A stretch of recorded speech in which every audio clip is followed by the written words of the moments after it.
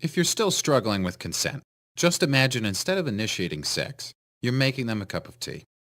You say, hey, would you like a cup of tea? And they go, oh my God, fuck yes, I would fucking love a cup of tea. Thank you.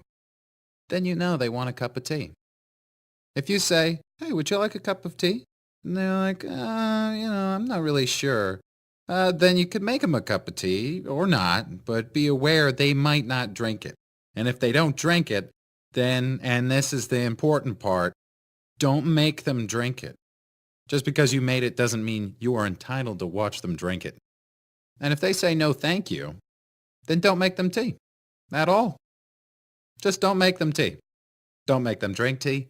Don't get annoyed at them for not wanting tea. They just don't want tea, okay? They might say, yes, please. That's kind of you. And then when the tea arrives, they actually don't want the tea at all. Sure, that's kind of annoying as you've gone to all the effort of making the tea, but they remain under no obligation to drink the tea. They did want tea, now they don't. Some people change their mind in the time that it takes to boil the kettle, brew the tea, and add the milk. And it's okay for people to change their mind. And you are still not entitled to watch them drink it. And if they're unconscious, don't make them tea. Unconscious people don't want tea. And they can't answer the question, do you want tea? Because they're unconscious. Okay, maybe they were conscious when you asked them if they wanted tea. And they said yes. But in the time it took you to boil the kettle, brew the tea, and add the milk, they are now unconscious. You should just put the tea down. Make sure the unconscious person is safe. And this is the important part again.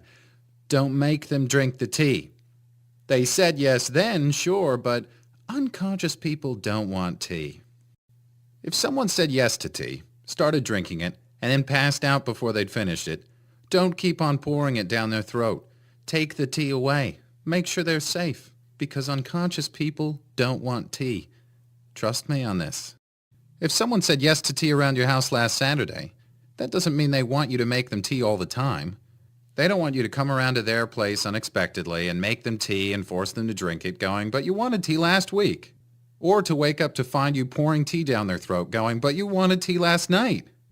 But if you can understand how completely ludicrous it is to force people to have tea when they don't want tea, and you're able to understand when people don't want tea, then how hard is it to understand it when it comes to sex?